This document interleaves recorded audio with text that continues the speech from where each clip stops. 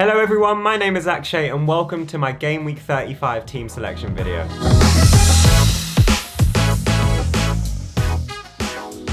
So just before I show you my team for Game Week 35, I just want to run down how I did in Game Week 34, and it was an alright week for me, to be fair. So I'll go through how my team did. In goal and defence, Edison got 1 point, Trippier 2, Estepinian 16 and Trent 11. Obviously the biggest troll transfer of the game week was Edison. We all thought that he was going to play both games and Man City were going to keep 2 clean sheets, which they did in the second game, but that was the game Guardiola decided to suddenly drop Edison, which was really strange. So he was on the bench for that, so a massive troll there. Trippier and obviously Newcastle didn't manage to keep a clean sheet against Southampton, which was annoying as well, but it is what it is. Now moving on to my midfield, McAllister got 12 points, Salah 18, Martinelli 1, March 2 and Rashford 8. McAllister came in clutch last night. If you guys saw the Man United versus Brighton match, it was amazing. The 95th minute penalty, McAllister scored it, and he managed to even sneak in 3 bonus points by scoring the winning goal as well. Of course, Salah had a great game week with 18 points, scoring a couple goals. Unfortunately, Martinelli and March blank. Martinelli was benched for Trossard this week, which was the rumour going around,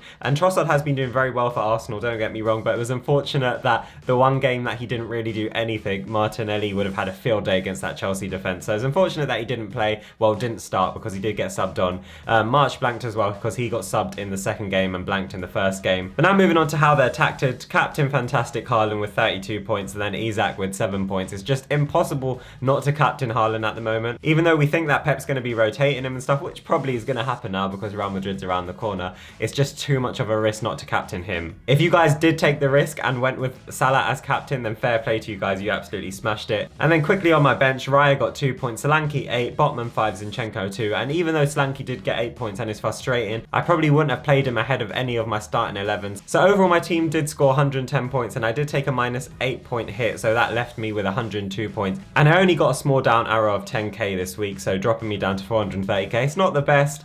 I haven't had the best last few weeks. It's been very up and down, up and down. So now moving on to my team selection for Game Week 35, and we'll start in goal and defence. I have Edison, Dalot, Estepinian and Trent. So if you notice, I have transferred in Dalot in my team this week. I have taken out Zinchenko.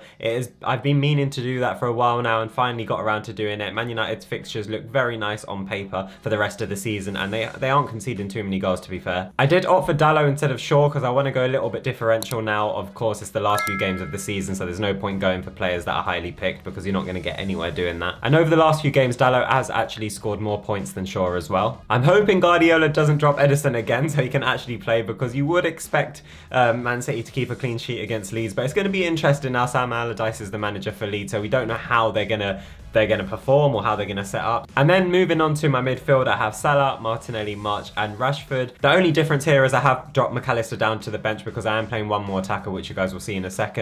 The only really tough fixture in my midfield is obviously Martinelli. Arsenal are going away to Newcastle, which is going to be an extremely tough game at St James's Park. And now finally moving on to the attack, I have Haaland, who is my captain once again, Isak and Solanke. So if you notice, I have bumped up Solanke to the starting 11, and which is why I've moved McAllister down to the bench. To be honest, any team going up against Chelsea at the moment, you might as well just load up on their players because Chelsea are an absolute mess at the moment, which is why of course Solanke is starting for me this week. And then on my bench I have Raya, McAllister, Trippier and Botman. I have benched both of my Newcastle assets this week because even though it's an extremely tough game for Arsenal, it is also a tough game for Newcastle, and I find it highly unlikely that Arsenal won't score in that game, so I just don't want to waste putting Trippier or Botman in the side because Dalot, Estepinian and Trent are way better options for this week specifically, in my opinion. But yeah, that overall is my team for Game Week 35. Just to round up quickly, I have made one transfer, which was my free transfer, transferring in Dalot and taking out Zinchenko. But overall, my team is looking nice for the upcoming game weeks. Remember, the next 2 game weeks are big double game weeks as well, and I believe next week I have 6 players playing in the double game week, which is a nice amount of players to have. But like always, if you're having any issues or dilemmas with your team, make sure to comment down below and I'll answer all your questions regarding your teams. If you did enjoy this video, please do leave a like, and thank you so much for 800 subscribers. It really means a lot. If you want to see more weekly FPL content, then make sure to subscribe to the channel. But other than that, guys, good luck for Game Week 35 and I'll see you in the next FPL video.